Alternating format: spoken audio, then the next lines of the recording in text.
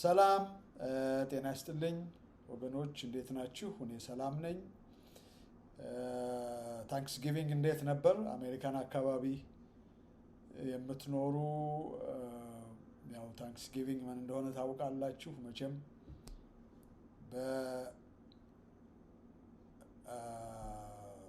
በምንድን ነው በግሪክ ስንኖር እንደ ግሪክ፣ በሮማ ስንኖር እንደ ሮማ እንዲህ እያለ ይቀጥላል። በአሜሪካንም ስንኖር እንደዚሁ የአሜሪካንን የተለያዩ በዓላቶችን እናከብራለን። ሌላው ደግሞ ያው መስሪያ ቤቶች ዝግ ስለነበሩ ጥሩ የእረፍት ጊዜ ይሆናል እና ታንክስ ጊቪንግ ሆፕፉሊ ጥሩ ጊዜ እንደነበራችሁ ተስፋ አድርጋለሁ። እኔ አይ ሪሊ ኢንጆይድ ኢት። በመስሪያ ቤት ከስታፍ ሜምበርስ ጋራ ከክላይንቶቻችን ጋራ ጥሩ ጊዜ ነው ያሳለፍነው። እረፍትም አገኘን። አክቹዋሊ እኛ ሮብ ዕለት ነው በዋዜማው ማለት ነው በመስሪያ ቤት ተሰባስበን ተቃመስን። ከዛ ሐሙስን እንግዲህ ያው ቤታችን ዋልን ማለት ነው እና ስለ ታንክስ ጊቪንግ ምንነት ይሄን የመሳሰለ ነገር ብዙም ይሄን ያህል አስፈላጊ የሚሆን አይመስለኝም። ነገር ግን ያው ለእግዚአብሔር ምስጋና ያቀረቡበት እንግዲህ አኒቨርሰሪ ነው። እንግሊዞች በሃይማኖት ስደት ሀገራቸውን ለቀው ወደ አይ ቲንክ ኒውዚላንድ ነው የሄዱት፣ ኔዘርላንድ ሄዱ። ከዛ ደግሞ ወደ አሜሪካ ማሳቹሴትስ መጥተው የመጀመሪያውን ሃርቨስታቸውን በአሜሪካ ምድር የበሉበት ጊዜ ነው። ስለዚህ ለእግዚአብሔር ምስጋና ያቀረቡበት ጊዜ ነው። ታንክስ ጊቪንግ የተባለው ለዛ ነው እና ያን ያህል ካልን ይበቃናል። ለእኛ ግን ያው እንዳልኳችሁ ከስራ እረፍት ማግኘት በአሜሪካን ሀገር አንድ ቀንም ቢሆን ትልቅ ነገር ነው። ለምን እንደ አህያ ነው የሚያሰሩን። ከዛ በተረፈ ግን እንግዲህ ወደ ወገናችን ወደ ፖለቲካችን ስንመጣ ዛሬ ላይት የሆነ ነገር ግን በጣም አስፈላጊ የሆነ ነገር ሬኮሜንድ ላደርግ እንደ አንድ አማራ ወንድማችሁ ማለት ነው ጀስት ዋን አምሃራ ሬኮመንድ የማደርግላችሁ ነገር አለ። ያም ደግሞ ምንድን ነው? የተለያዩ ሚዲያዎችን ስናይ የተለያዩ ሚዲያዎች በአማራው ትግል ያው በኢትዮጵያ ፖለቲክስ ዙሪያ የሚያቀርቡትን ሪፖርት ወይም ደግሞ ፕላትፎርማቸው የሚያስተላልፈው መልእክት ምን እንደሆነ ዛሬ ብዙዎቻችን እናውቃለን። እና በአብዛኛው በተለይ የአማራን ትግል በተመለከተ ያየን እንደሆነ አብዛኛው ዝም ብሎ ሰብስክራይበርስ ሰብሳቢ ነው። ሪፖርት ያቀርብልሃል። በጎንደር እንዲህ ሆነ፣ በጎጃም እንደዚህ ሆነ፣ በጎጃም ያሉ ፋኖዎች እንደዚህ አይነት እዚህ ካሉ ፋኖዎች ጋር ጎንደር ካሉ ወይም ሸዋ ወሎ ካሉ ጋር ተጋጩ፣ ከሌና ከሌ በየጊዜው አብይ በዚህ ሄደ በዚህ መጣ የሚሉ ኒውሶችን ነው አብዛኛው የሚያቀርበው። የአማራ ትግል የት ነው ያለው? ለአማራው ትግል መስዋዕትነት እየከፈሉ ያሉ እነማን ናቸው? የአማራውን ትግል ወደኋላ የሚጎትቱ እነማን ናቸው? የሚል ክሪቲካል የሆነ ሪፖርት የሚያቀርቡ ግን አንድ ሁለት ብለን የምንቆጥራቸው ናቸው። በጣም የሚገርማችሁ ነገር ደግሞ እነኛ ይሄ እውነት የሚናገሩት ህዝብ ሆ ብሎ የሚሰግድላቸውን ስም እየጠሩ የለም ትክክል አልሰሩም የሚሉቱ በጣም ትንሽ ነው እንትናቸው። ሰብስክራይበሮቻቸውን ስትመለከቱ የሚያገኙት ቪው አማራው እዛ አካባቢ የለም እና ኢትስ ሼም። በጣም የሚገርማቸው አንዳንዶቹን እዚህ አሁን ሬኮመንድ ባደርጋቸው 3 የተለያዩ እንትኖች አሉ፣ ሚዲያዎች አሉ። እነሱን እንደው ወገኖቼ ሪሊ ጄኒውን በሆነ መንገድ አማራው ዛሬ የስልጣኑን እርከን ጨብጦ አገሪቷን በፍትህ ማስተዳደር የሚገባው አማራ ነው። ከዛ ውጪ ግን ድርድር ሆነ ምን ሆነ የሚባል ነገር ፈጽሞ አማራን ከመጥፋት አያድነውም። ስለዚህ አማራው ሙሉ በሙሉ 100% ስልጣን መያዝ አለበት። መነሻችን አማራ መድረሻችንም አማራ የምትሉ ስር ነቀል እውነተኛ አማራዎች ምንም ጥቂት ብትሆኑ ማለት ነው ለእናንተ ሬኮመንድ ማደርጋቸው 3 ሚዲያዎች አሉ። ኦኬ ከ3ቱ ውስጥ አንዱ በቅርብ የተጀመረ ነው። ነገር ግን የነጠረ አንጀት የሚያርስ እውነት ላይ የተመሰረተ ሪፖርት ማቅረብ ብቻ ሳይሆን የአማራን ጠላት የአማራን እና የፋኖን እንቅስቃሴ የሚያፍኑ እነማን ናቸው የሚለውን ጥያቄ ሁሉ ጊዜ እያነሳ የሚያጋልጥ ነው እና በመሰረቱ 3ቱንም ክሊፕ ወስጃለሁ ከ3ቱ እና እንድትሰሙ። የመጀመሪያው ወንድሜ አንተነህ ገላዬ ፐርሰናሊ በሚዲያ ተገናኝተናል። ፌስቡክ በነበረኝ ጊዜም አንዳንድ ሀሳብ ለሀሳብ እንለዋወጥ ነበረ። ይሄ ጀግና ወንድማችን ነው። ምንም ኮምፕሮማይዝ አያደርግም። በጣም የአማራውን ትግል በቃ ጉዳይ ብሎ ይዞታል። ሰው አያመልክም። የተሳሳተ ከሆነ እከሌ ይሁን እከሌ ተሳስቷል፣ እከሌ ባንዳ ሆኗል ብሎ የሚናገር ነው እና ወንድሜ አንተነህ ገላዬ ፍኖተ አማራ የሚል እንትን አለው ሚዲያ አለው እና ከሚያቀርበው መልእክት አንጻር ሲታይ ሰብስክራይበር ምንም የለውም ብዬ ብል ማዳነቅ አይሆንም። ከሚያቀርበው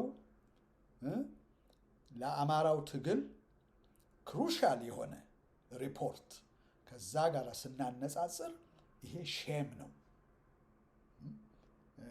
ወደ 3000 ምናምን ህዝብ ብቻ ነው ሰብስክራይብ አድርጎ የሚከታተለው።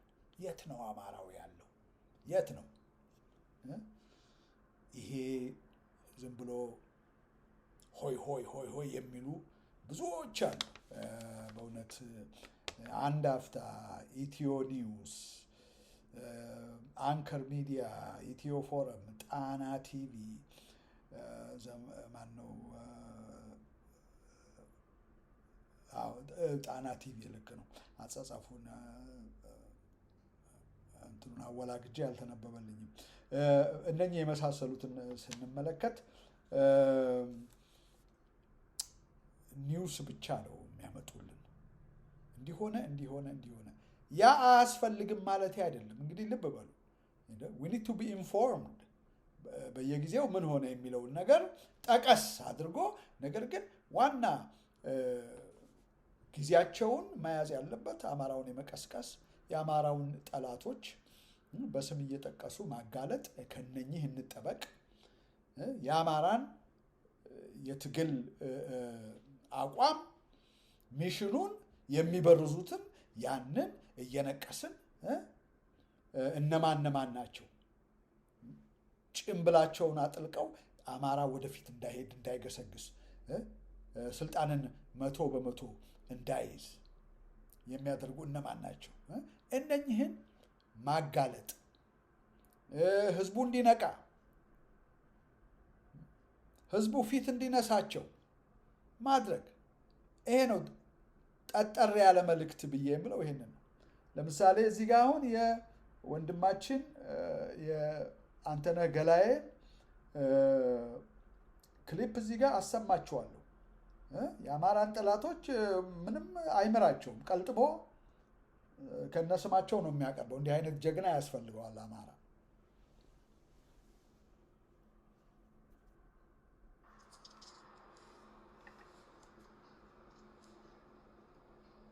የሚዳስስ ነው። እነዚህ ቅጥረኛ ባንዳዎች፣ ሰርጎ ገቦች፣ ጸረ አማራዎች፣ አማራ ጠሎች፣ ወያኔ በቀጥታ ኦሮሞማ ደረጃጀት፣ የኦሮሞማ ርዕዮተ ዓለም አራማጅ ድርጅቶች በቀጥታ ብአዴን በቀጥታ የእነዚህ ቅጥረኞች ደግሞ በቅጥረኝነት ሰርጎ ገቦች፣ አማራ ጠል ሰርጎ ገቦች ሰርገው በመግባት የፋኖን ድል ለመንጠቅ የፋኖን ድል ለመሸጥ ከፍተኛ ርብርብ እየተደረገ ነው ማለት ነው እና ከዚህ በፊትም ቅጥረኞች ጠላቶቻችን ትግላችንን ሲመሩት በሚል ዝግጅት ዳስሻለሁ። ቅጥረኛ ባንዳው እነ ዘመነ ካሴ እና አስረስ ማረ ዳምጤ አብረው ከነ አቦይ ስብሐት ነጋ ጋር ከነ ጀዋር መሐመድ ጋር ከነ ሕዝቅኤል ጋቢሳ ጋር ከነ ጃልመሮ ጋር ከነ አሉላ ሰለሞን ጋር ከነ ልደቱ አያሌው ጋር ከነ ገዱ አንዳርጋቸው ጋር ከነ ይልቃል ጌትነት ጋር ቁጭ ብለው ሰላም ሰባኪ ሆነው የአማራን የህልውና ትግል ውል አጥፍተው መነሻ ነጥብና ምክንያትን ሰርዘው ሰላም ሰባኪዎች ሆነው የተገኙ ጊዜ ቅጥረኛ ባንዳዎች ጠላቶቻችን በቅጥረኛ ባንዳዎቻቸው ትግላችንን የህልውና የፍትህና ሀገር የማስቀጠል ትግልን ሲመሩት በሚል ዝግጅት ከወራቶች በፊት ዝግጅት አቅርቤያለሁ። ዛሬ ደግሞ እንግዲህ ባለፈው ሳምንት ባንዳው ዘመነ ካሴ መግለጫ አውጥቷል። ቅጥረኛ ባንዳው ጸረ አማራው አስረስ ማረ ዳምጤ ከሻዕቢያ ከወያኔ ጋር አብረን እየሰራን ነው ብሏል። በተለያየ ሚዲያ አውጀዋል። የእነዚህ ቅጥረኛ ባንዳዎች ፕሮፓጋንዲስቶች ደግሞ ዩቲዩበሮች፣ አክቲቪስት ነባሮች፣ ጋዜጠኞች እነ አሳየ ደርቤ የመሳሰሉት በሙሉ እነ በለጠ ካሳ እነ ወናየ በኬንያ በኡጋንዳ የሚገኝ በሙሉ ቅጥረኛ እነ ሀብታሙ አያሌው እነ ሁሉም ሚዲያዎች እነ ግርማ ካሳ በሙሉ ይህንን እያጮሙት ይገኛሉ። በተለያየ አቅጣጫ በተለያየ መንገድና ስልት በህዝባዊ እምቢተኝነት ለውጥ እንደሚመጣ ለውጥ ይምጣ እንጂ በህዝባዊ እምቢተኝነት ሆነ በምን ችግር የለውም እየተባለ ቅጥረኝነታቸውን በግላጭ እየመሰከሩ ይገኛሉ ማለት ነው። እኔም ሆነ ሌሎች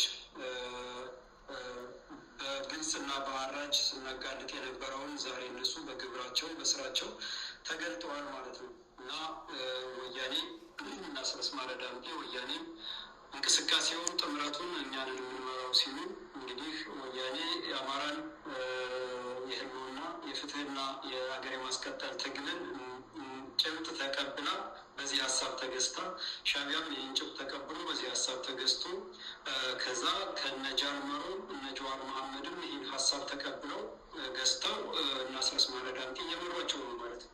እንግዲህ የባንዳነት ኃይለ ወጣነት ካፈርኩ አይመልሰኝ በተግባር የታየበት ማለት ነው።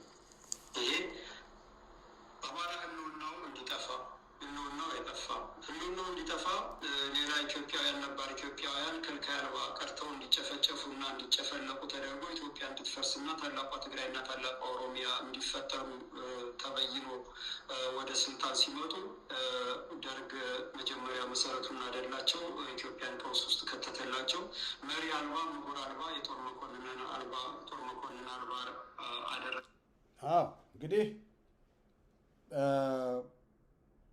አንተነህ የሚናገረው ምንድን ነው? ትዝ ይላችሁ እንደሆነ ጦርነት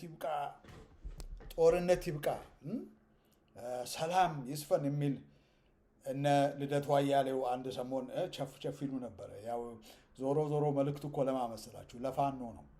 ፋኖ በትጥቅ የሚያደርገውን ትግል ለማጣጣል ነው። እዛ ውስጥ እነማ ይገኛሉ? እነ አስረስ ማረ ዳምጤ፣ እነ ዘመነ ካሴ።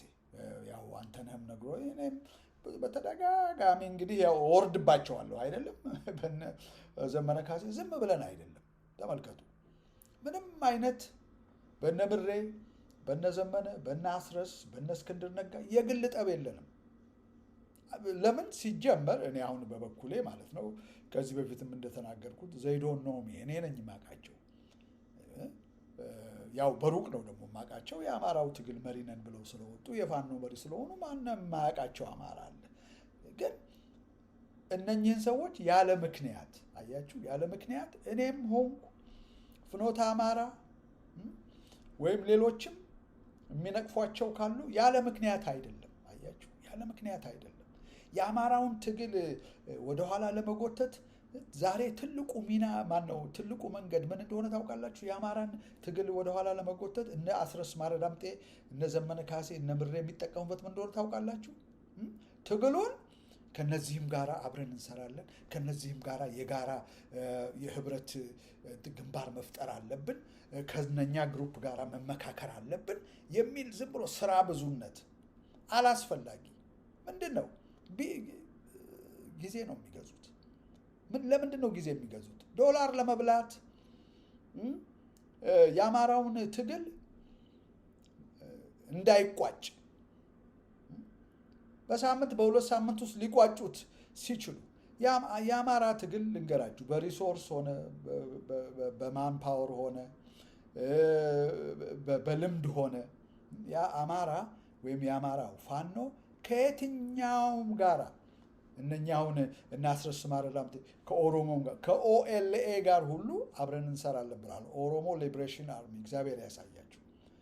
መቼ ነው ትግሬና ኦሮሞ የአማራን ሚሽን አክሴፕት አድርጎ በሉ አብረን ሄደን አብይ አህመድን እንጣለው ብለው እስቲ እና ከዚህ አሁን ከሰማችሁት ቪዲዮ እንዳያችሁት አስረስ ማረ ዳምጤ ምን ብሎ ነው የሚያስወራው? አሁን ከሻቢያ ከነ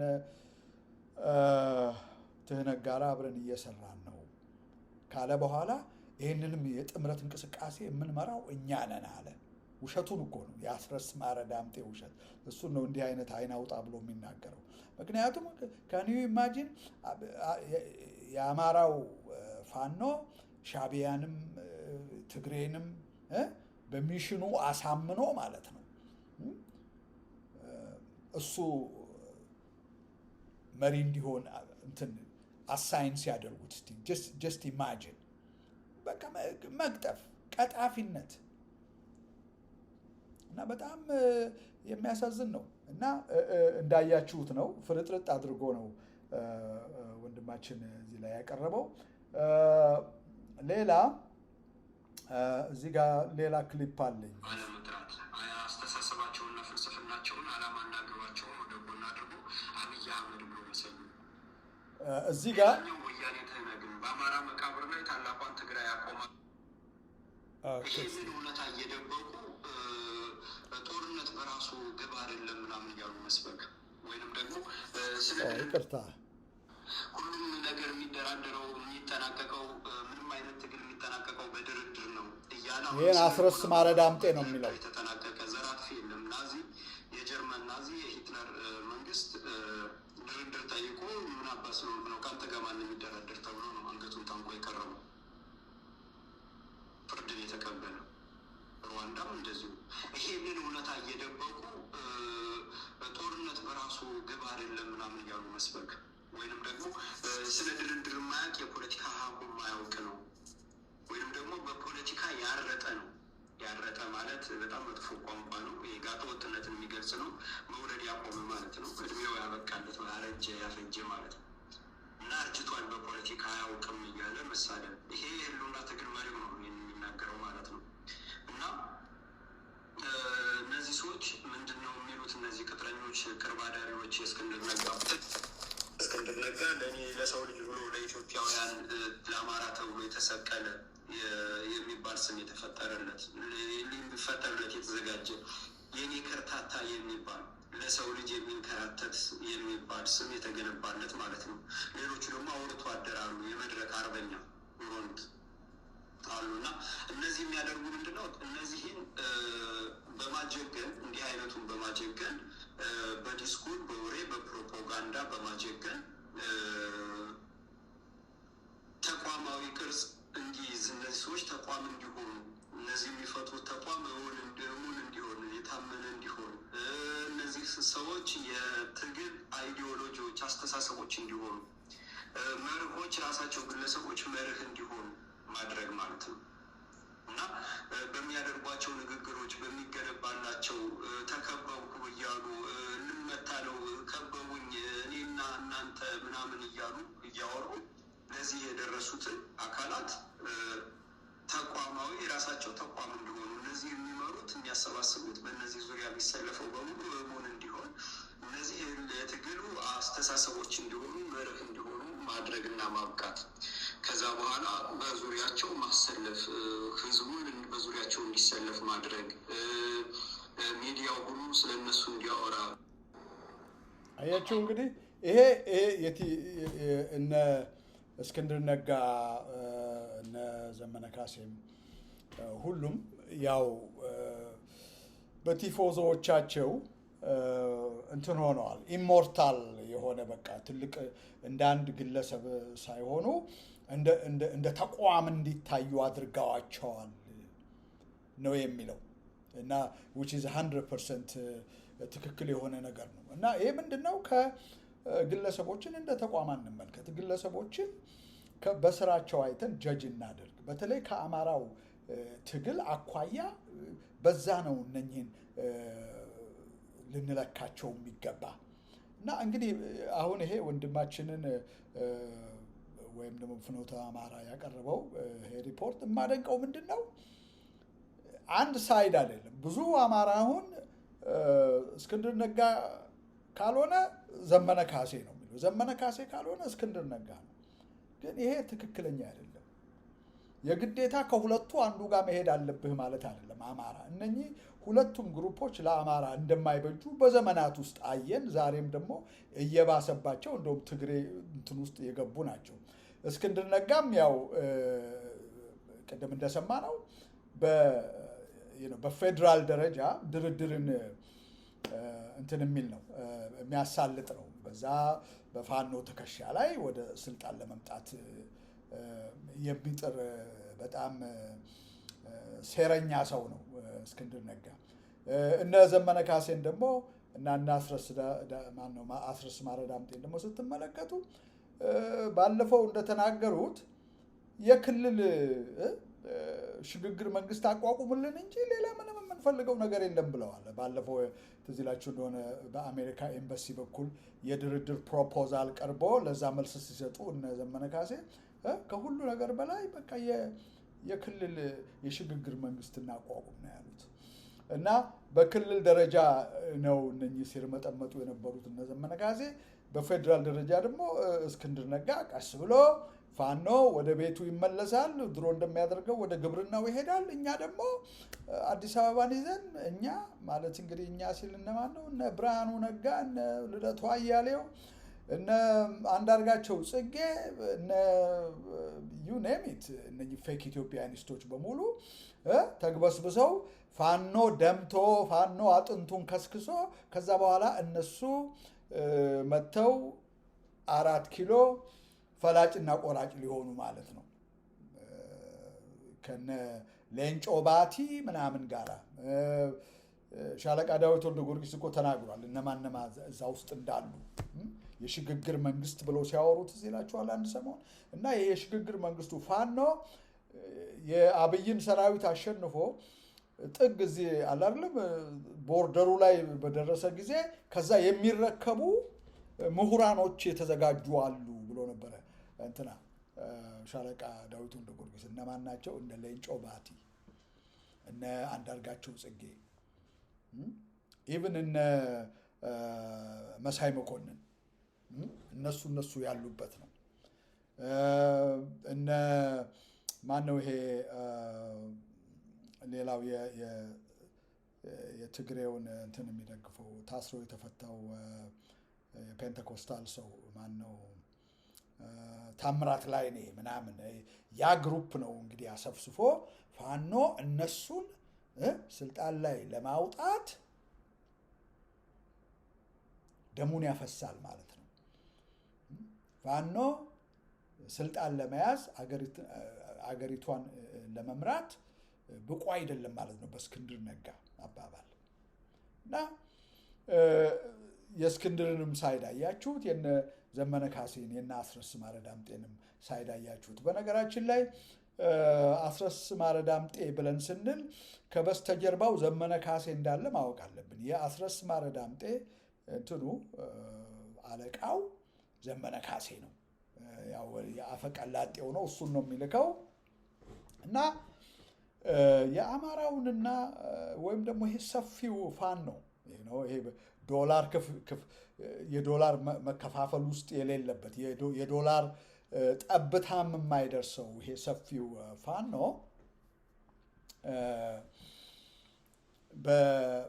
የነ አስረስ ማረ ዳምጤና የነ ዘመነ ካሴ የሚያደርጉት ይሄ ውስጡን ስምምነት ከትግሬውም ጋር ከኦሮሞም ጋር ምናምን ያው በዛ ውስጥ የለበትም ሰፊው የፋኖ ሰራዊት ማለት ነው። እና ይሄ ሰራዊት የሚያውቀው ነገር ቢኖር የአማራን ህዝብ ነፃ ማውጣት፣ ይሄንን ስርዓት መለወጥ፣ የአማራ ብቁ የሆኑ አማራዎች ከፋኖም ከሌላም 4 ኪሎ ያለውን ስልጣን ይዘው ተክተው አገሪቷን በመልካም ማስተዳደር ነው። ነገር ግን እነ እስክንድር ነጋ፣ እነ ሻለቃ ዳዊት ወልደ ጊዮርጊስ በተዘዋዋሪም ደግሞ እነ አስረስ ማረ ዳምጤ የደገሱላቸው ምንድነው የለም ደምህን አፍስሳ ከዛ ቦርደር ላይ ስትደርስ ወደ ቤት ትመለሳለህ፣ ሄደ ሱቅህን ከፍተህ ንግድህን ወይም ደግሞ ግብርናህን ታካሂዳለህ፣ እኛ ደግሞ 4 ኪሎ ወንበር ላይ እንቀመጣለን ነው የሚሉት እነ እስክንድር ነጋ። መነሻችን አማራ መድረሻችን ኢትዮጵያ ነው የሚሉት እነ እስክንድር ነጋ። ይህንን እንግዲህ መቼም ማያውቅ የለም በአሁኑ ጊዜ። ነገር ግን ሪማይንድድ መሆን ያስፈልጋል። አሁን ባለፈው ሳምንት የእስክንድር ነጋና የነ ዘመነ ካሴ መቼም እኮ አማራው ላይ ሲጫወቱበት ከዚህ ተመለስ እኮ የለውም። አፋህድና አፋብሃ ሊገናኙ ነው፣ አንድ ጥምረት ደግሞ ሊፈጥሩ ነው ብለው ሰነድ አውጥተዋል። አያችሁ ምንድን ነው መሰላችሁ? አይ ሆፕ ባይ ናው እያንዳንዱ አማራ ይሄንን ጮሌነትና እንትናቸውን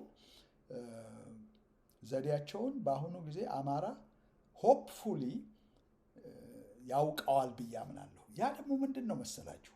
ኤቭሪ ታይም ስለ አንድነት የሚያነሱት ዶላር መሰብሰብ ሲፈልጉ ነው። በዳያስፖራ ያለውን አማራ፣ በኢሮፕም ያሉትን፣ ካናዳ፣ አሜሪካም ያሉትን ይሄ አንድ ሆነናል ከሚለው ንግግር በላይ ህዝቡ መስማት የሚፈልገው ምንም ነገር የለም። አሁን ወደ ምንድን ነው እርካንና መርከብ ነው ምናምን። ቆይ አብይ አህመድ የጻፈው መጽሐፍ ነው እርከንና መንበር። እዛ ላይ አብይ አህመድ ጽፎታል። መስማት የሚፈልጉትን ንገራቸው፣ በቃ መስማት የሚፈልጉትን። ከዛ በኋላ በጥቅምም ግባባቸው ይላል። አሁን እነ ዘመነ እነ እስክንድር ነጋ አማራውን በልተውታል። የሚያሳዝነው ግን ምንድነው? አማራው በአንድ እንቅፋት 40 ጊዜ ነው የሚመታው። ሁል ጊዜ አንድ ልንሆን ነው፣ አንድ ሆነናል ይሉና ከአንድ ወር በኋላ ይሄኛው ግሩፕ አፈነገጠ ይባላል። አሁን ብዙ ጊዜ አንድነቱን የሚያብጠው በዚህ የነ ዘመነ ካሴ ግሩፕ ነው። እና ከዛ 1-2 ዓመት ይቆይና አሁን አንድ ሆነናል ይላል። ኤቭሪ ታይም አንድ ሆነናል በሚሉበት ጊዜ የዶላር ማሰባሰብ ይጧጧፋል። እኛ እግዚኦ እንላለን። እኔ ባለፈው ገንዘባችሁን አትስጡ፣ ዶላራችሁን አትስጡ፣ ምንድነው ይሄ የምን ሲምፖዚየም ምናምን እያሉ ሲመጡ ነበር። ከዛ በኋላ ደግሞ ከእስክንድርም ጋር አንድ ሆነናል አሉና ለተፈናቀሉት ለምናምን ሙልጭ ያለ እኮ ወገኖች፣ ሙልጭ ያለ አሳፋሪ ሌብነት እኮ ነው ይሄ። እነኚህ እኮ ሰዎች በሰለጠነው ዓለም ቢሆን ኖሮ በተርታ ነበረ የሚሸኙት። ለምን በደንቡ አልነግራችሁም? እና በጣም እኔ በጣም ነው በእውነት የሚያሳዝነኝ በአማራው ሕዝብ ላይ የሚደረገው ነገር። ደግሞ ምንድነው በሌላ በኩል ይሄ ዳያስፖራው ብትነግረው አይሰማህም። አይሰማም እንዴ? እነሱ በረሃና ጫካ ወጥተው አንተ እዚህ ተቀምጠህ ከተማ ውስጥ በምን ሞራልህ ነው ከሌን የምትናገረው የሚሉ አሉ። ደግሞ እነኚህን በቃ ይሄ እንደምንም አድርገህ ካሉበት የመጃጃል እንትን እነኚህን ለማውጣት በጣም አስቸጋሪ ነው። እነኚህን እዛው ዘፍቀህ እዛው የሚሄዱበት ይሄዱ ብለህ የምትላቸው ናቸው። በእነሱ ቤት አውቀዋል። አያችሁ፣ ሰው ማንም አማራ ፋኖ ነኝ እና እታገላለሁ ብሎ ወደ ጫካ ሲገባ ያ ሰው ኦቶማቲካሊ ታማኝ ነው ማለት አይደለም። ለአማራ ትግል የተለያየ አጀንዳ ሊኖረው ይችላል። እስክንድር ነጋ እኮ ፋኖ መካከል ገብቶ ነው ፋኖን የከፋፈለው አይደለም እንዴ?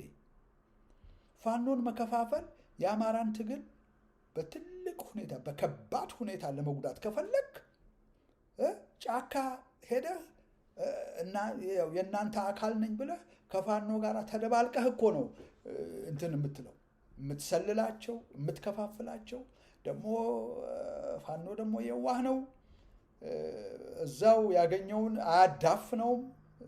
ነው እስክንድር ነጋ እስከ ዛሬ ድረስ ዝም ብለው ተዉት። ይሄውና እስከ ዛሬ ድረስ ትልቅ ችግራቸው ነው።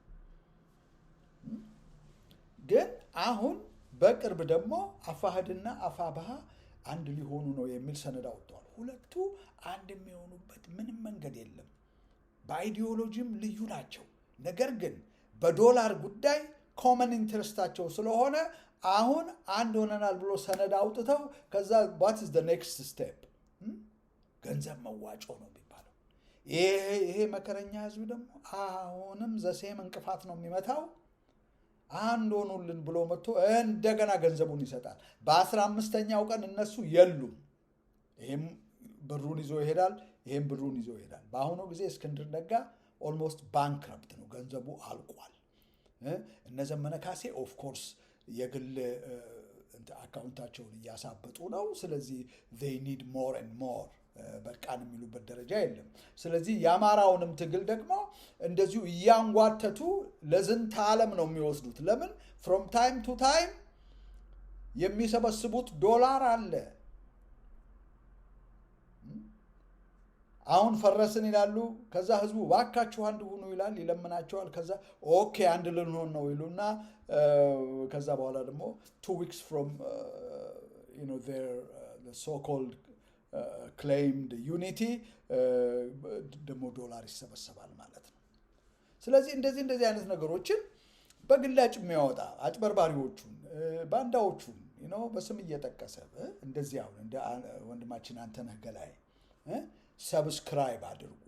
አንተነህ ገላይ ፍኖተ አማራ አድምጡት። ቀጠር ያለ ነገር ያስፈልጋል። ሁል ጊዜ ወተት አይደለም። ሁል ጊዜ ሕፃን ሳለው ወተት ጠጣ ነበር ነው ምናምን አይደለም ያለው ጳውሎስ። ከዛ ሳድግ ደግሞ ምንድነው ወደ ስጋ ወደ አጥንት ዘላለም በዚህ በወተት ኮንፈርት ዞን ውስጥ ተቀምጠ የለም እነ ዘመነን አትንኩ እነ ምሬን አትንኩ እያልክ አማራውን አታስበላ ወገን። It's time to wake up. በመጀመሪያ የምትቀጣቸው በገንዘብህ ነው። ገንዘብ የሚባል ነገር የለም እልፍ ብላችሁ ካላየን። Show us the result, then we will support you መሆን አለበት ሞቶ። No result, no money. አንድ ሆናችኋል። በምን መንገድ አንድ ሆናችሁ? አይዲዮሎጂያችሁ እንዴት ነው ወደ አንድነት ሊመጣ የቻለው ነው? ወይስ ከሁለት አንዳችሁ የነበራችሁን አይዲዮሎጂ አባንዳን አድርጋችኋል? How did you come together? What is the end result? What is ወይም ደግሞ ዲቴይልድ የሆነ ሪፖርት እንዲያቀርቡ መጠየቅ።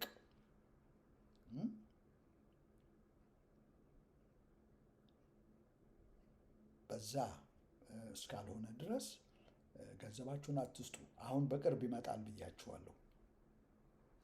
እነኚህ ፍሮድስተርስ ነው የሚሏቸው፣ አደገኛ የሆኑ ፍሮድስተርስ ናቸው።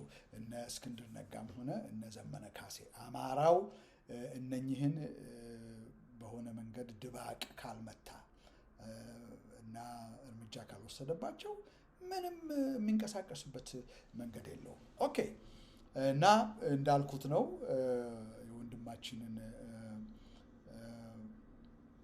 ሚዲያ እንትን አድርጉ ፕሊዝ። አም ጀስት እንዳልኳችሁ ስለ አማራው የምትቆረቆሩና እውነተኛውን ነገር ማወቅ ይሻለናል። ይሄንን የሚጣፍጡ የወሬ ማዕት ከዚህም ከዛም ከመቃረም ቻሌንጅ የሚያደርገንን እውነት ላይና ከረንት በዚህ ወቅት የአማራው ትግል የት ነው ያለው፣ የትኛው ነው እውነተኛ ኒውሱ፣ የትኛው ነው ደግሞ ጸረ አማራዎች ህዝቡን ለማጭበርበር የሚጠቀሙበት የትኛው ኒውስ ነው የሚለውን ነገር አብጠርጥሮ የሚያቀርቡልን ያስፈልጉናል። ስለዚህ አንዲያ ነው። ሁለተኛ ሬኮመንድ የማደርገው ሁላችሁም እኔም ሁላችንም በጣም የምናከብረው ወንድማችን አቶ ተክሌ የሻው ነው። አቶ ተክሌ የሻው መቅደላ የሚል ሚዲያ አለው። መቅደላን ከመጀመሪያው አንስቶ ስከታተል ነው የቆየሁት። በዛ ላይ አቶ ተክሌ የሻው ትምህርት ያስተምረናል ስለ አማራው አመጣጥ፣ ስለ አማራው ታሪክ፣ ስለ ጠላቶቹ ከየት ተነስተው ወዴት እንደሄዱ፣ ዛሬ ያሉበትንም ሁኔታ የአማራውንም ሁኔታ ምንም በማያወላዳ ሁኔታ እያፍረጠረጠ የሚያስተምረን ሰው ነው። የአማራውን ትግል አማራ በብሔሩ አማራ ነኝ ብሎ እንዲቆም የመጀመሪያውን ዘመቻ ያደረገ አቶ ተክሌ የሻው ነው። እኔ እዚሁ አሜሪካን ሀገር ነበርኩ። ከመጀመሪያው ጊዜ ጀምሮ እከታተለዋለሁ። ኦፍ ኮርስ እሱ አያውቀኝም፣ ግን ከመጀመሪያው ጀምሮ ኢሳቶች አማራ በብሔር መደራጀት አለበት ብሎ በዛ ስታንድ ራሱን ሪቪል ስላደረገ አንዳንዴ እንትን ሲያደርጉት ኢንተርቪው እየጋበዙ ዲስሪስፔክት ሲያደርጉት ሀሳቡን ሲያጣጥሉበት ስንቱን ተጋድሎ ነው አማራ ነኝ ብሎ በብሔርተኝነት ራሱን እንዲያደራጅ ለመጀመሪያ ጊዜ ኦፍ ኮርስ እነ ፕሮፌሰር አስራት አሉ። ከዛ ከፕሮፌሰር አስራት በኋላ ግን አቶ ተክሌ የሻው ነው ግንባር ቀደም። ስለዚህ በአማራው ትግል ትልቅ አሻራ የጣለና በጣም ኖሌጀብል የሆነ ወንድማችን ነው እና የሱ ሚዲያ መቅደላ ነው። መቅደላ ፕሊዝ ሰብስክራይብ አድርጉ፣ ተከታተሉት እና ወቅታዊ የሆነ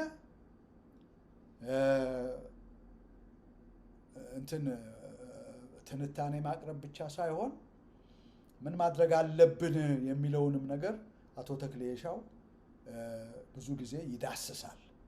ስለዚህ እዛ ሄዱ ወንድሞቼ። አማራው የት ነው ያላችሁት? ቸፍ የሚለውን የሐሰት ድል የሚነዛልህን እስክስ እንበል ምናምን የሚልህ ስንት አለ የሚዲያዎች ማለት። እዛ ነው ያላችሁት አማራዎች፣ እዛ ነው ያላችሁት። ያችን ነው የምትወዱት። እቺ ከረሜላ አለች አይደል የምትጣፍጥ አይስክሪም፣ ዝም ብላ ምንም ፋይዳ የሌላት ወሬ እንዲሁ ኢሞሽናሊ ለአንድ ቀን ብቻ አማራውን ሆፕ የዛ አይነት ኢንስታንት የሆነ ይሄ ምንድን ነው ዩፎሪያ ውስጥ ይከቷችኋል። ከዛ ግን ወሬው ራሱ ፉሩሽካ ነው፣ እውነትነት የለውም። ያችን ግን ብዙ ህዝብ ይወዳል። የለም አማራ ራሱን ቼክ ማድረግ አለበት። እነከሌ ህዝብ የሚያመልካቸው የአማራውን ትግል ወደኋላ እየጎተቱት ነው ብለው የሚናገሩትን አንድም ሰው መስማት አይፈልግም። ፊቱን አዙሮ ነው የሚሮጠው። this has to change አዎ ወገኖች ይሄንን መለወጥ አለብን። እኛ እዚህ የመጣነው ተከፍሎን አይደለም። እና እስቲ አቶ ተክሌ ሻው ትግላችን 2 ዓመት ሊወስድም የሚገባው አልነበረም። ፋኖች ወደ አንድነት መምጣት ያቃታችሁ ከኢጎ የተነሳ ነው እና አማራ አልሆናችሁም ነው የሚላቸው። ስለዚህም በእናንተ ምክንያት ህዝባችን እያለቀ ነው ነገር ስትጎትቱ ብሎ የሚናገርበትን እዚች ላይ ባጭሩ ስሙ። ይሄ እንግዲህ ለሁላችሁም አዲስ ነው ማለት አይደለም። ራሳችሁ ቲዩን አድርጋችሁ የሰማችሁት ልትኖሩ ትችላላችሁ። ይሄንን ማቀርበው ምናልባት ስለዚህ ሚዲያ እውቅና የሌላችሁ ካላችሁ ማለት ነው። ተሰርቶ ካለቀ አገር የነሱ የዘላነት ባህሪ በቀረበ ሰው ይሆናል። ያ ይወጣል አንዱ መሪ ሊሆን አይችልም። በትዕግስት ኑሮናል አይተናል። ካሁን በኋላ የአማራው ትግል ነጥሎ መውጣት መቻል አለበት። አንድ ፕሮግራም ይዞ ለመውጣት 2 ዓመት ማማት የሚያስፈልግ አይመስለኝም። ማማቱ ዋና ችግር የሆነው መጽሐፏ ፕሮግራም ተዋለ በዓላማ አልስማማም ናቸው። አማራ ሁናችሁ መውጣት አቅቷችሁ የስልጣኔ ጎይዟችሁ በዚህም አማራውን ታስጨፍጣላችሁ። በአጭሩ ሊቀጭ ዳልክ የሚችልን ትግል አራዝማችሁታል። ይህ የእናንተ ችግር ነው። በቃ ይኸውላችሁ ይሄ ነው የነጠረ መልእክት ማለት ይሄ ነው። ትግሉን እያራዘማችሁት የአማራን ህዝብ እያስጨፈጨፋችሁት ነው። አንድ ሆናችሁ ወጥ የሆነ ሚሽን ዓላማ ይዛችሁ ለመራመድ 2 ዓመት አይወስድም። ነገር ግን የግል ኢጓችሁ የስልጣን ጥመኝነት በዚህ የተነሳ ነገር ስትጎትቱ ህዝቡንም አስጨረሳችሁት። This is what we need. ዛሬ እኮ ብዙዎቻችን ያልሰራውን ሁሉ ነው የምናነግሰው። ያልሰራውን ያለ ምክንያት እናነግሰዋለን። የአቶ ተክሌ የሻው መቅደላ ሰብስክራይብ ተከታተሉት። ምንም የሚወድቅ ፕሮግራም የለውም። ኢዘር የአማራን ባክግራውንድ ታሪክ አብጠርጥሮ ያስተምራችኋል ወይም ደግሞ በፕሬዘንት ታይም አንገብጋቢ የሆነ ጉዳይ ካለ በዛ ላይ የኦሮሞ ዓላማ ምንድነው፣ የትግሬው አማራ ምንድነው፣ እነማን ናቸው የሚለውን ነገር በደንብ አድርጎ ትልቅ ሬቨሌሽን ነው። ስለዚህ መቅደላ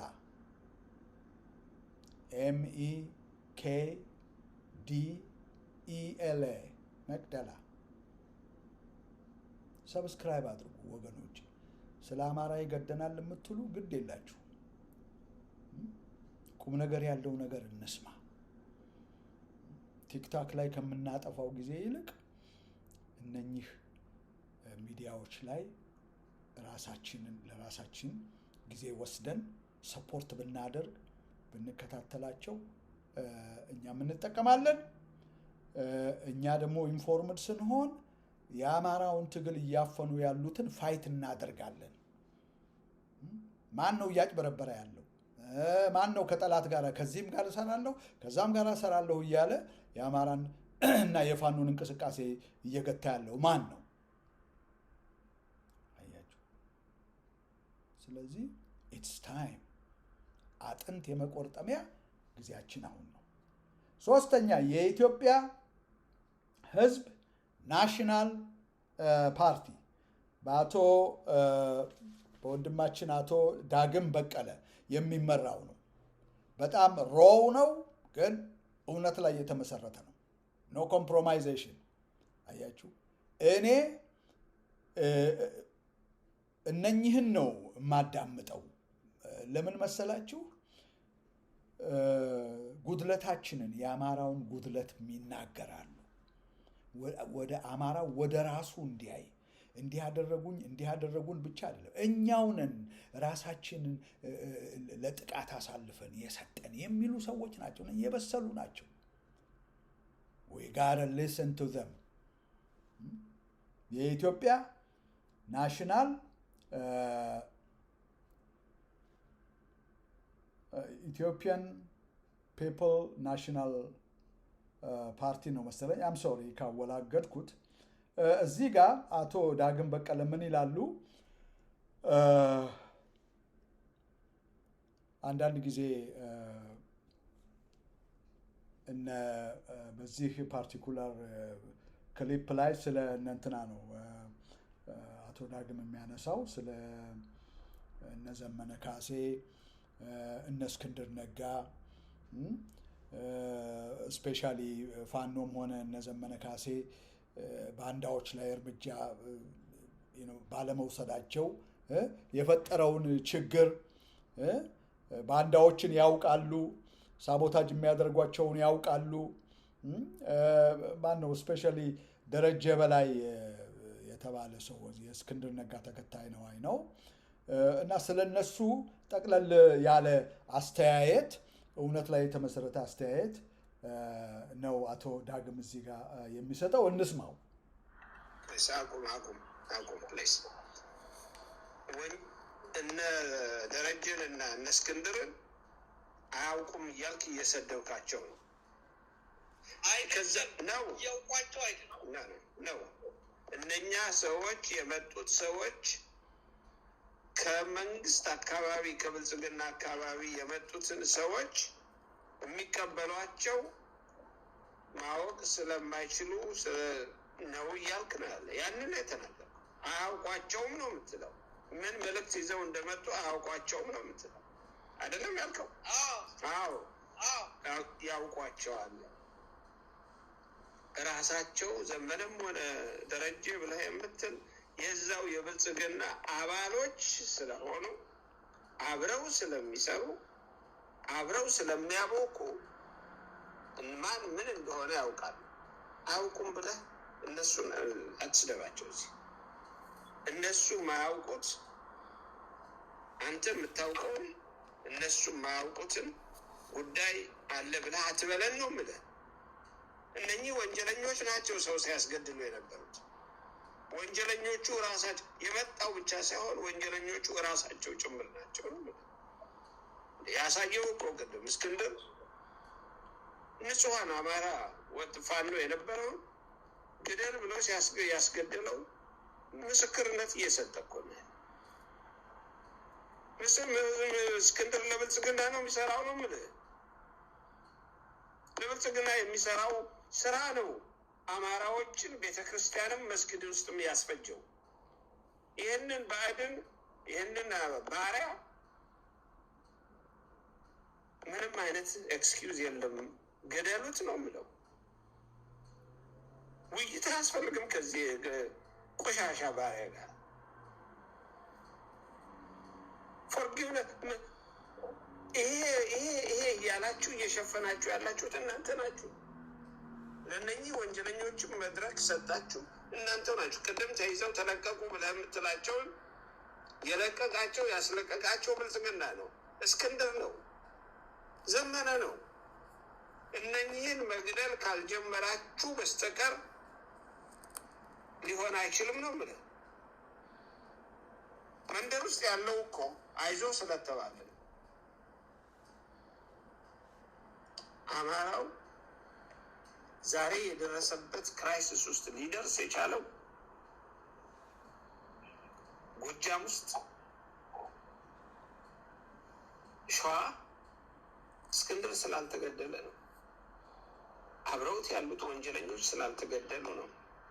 ዘመነ ተሽቀዳድሞ ገብቶ ድሮም ኤርትራም ውስጥ ሆኖ ሲሸጥ የነበረው ሲያስገድል ኩላሊት ሲሸጥ የነበረው ወንጀለኛ በወቅቱ እርምጃ ስላልተወሰደበት ነው። ለብልጽግና ነው የሚሰራው።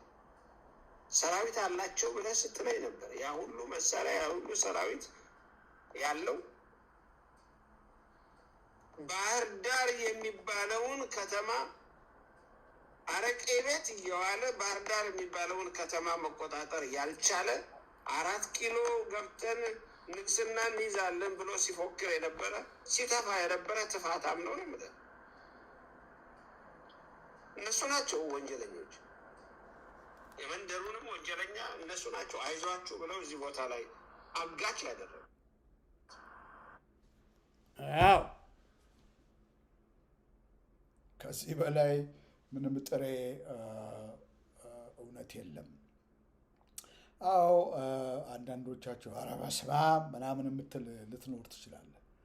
this is it አማራው ሰርቫይቭ እንዲያደርግ ከፈለግ እንደዚህ አይነቱን እውነት አውቀህ የሚገባህን እርምጃ መውሰድ ነው። ዛሬ የአማራው ትግል እንደዚህ በወሬ የትም ባክኖ የማንም ቲክቶከር የሚጫወትበት አጀንዳ ሆኖ የቀረው እንደነዚህ አይነት እንደነ አቶ ዳግም እንደ አቶ ተክሌ የሻው እንደ ወንድማችን አንተነህ ገላይ አይነቶችን ስለማንሰማ ነው። አያችሁ፣ ይሄ ነው ፖለቲካል ኮሬክትነስ አማራን አያድነውም። ፖለቲካል ኮሬክትነስ ጨዋነት አይደለም አማራን የሚያድነው። ለምን? ጠላቶቹ አይለቁትም፣ ሊጨርሱት ነው የመጡት። ስለዚህ እነ ዘመነንም ሆነ እና አስረስን እነ ምሬ ወዳጆንም እነ እስክንድር ነጋንም እኛንን በቃ ልንላቸው የሚገባው። በቃ ዘርፈዋል፣ ብዙ ብር አላቸው፣ ይልቀቁ፣ ወደ ንግዳቸው ይሂዱ፣ ሰሊጥ ምናምን ይረሱ።